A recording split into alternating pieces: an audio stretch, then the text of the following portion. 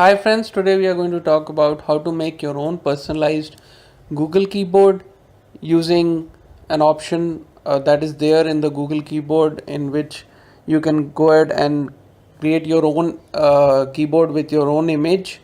For that you need to first ensure that Google keyboard is installed in your phone. So if it's not installed, then you can go ahead and install it with by going to the Google Play Store and just type in the option of Google Keyboard. You'll get the keyboard option.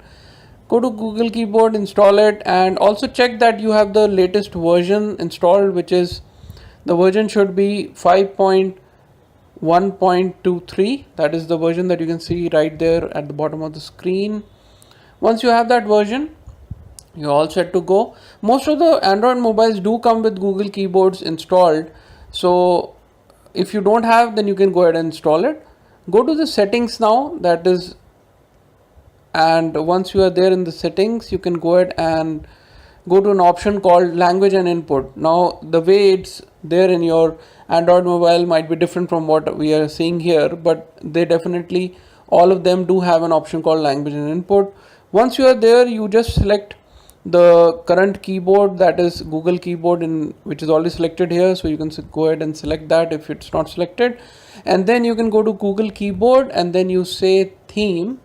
Once you are in theme, you go ahead and select the theme that you want. You can get a white keyboard, you can get a black keyboard, green, red.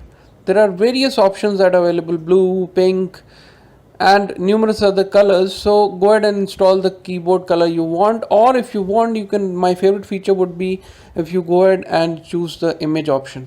Now in the image, you go ahead and select the photo that you want. Once you have that photo selected, you can pinch it to to scale it, drag it to move it, and once that is done, and you can go ahead and select that as your photo.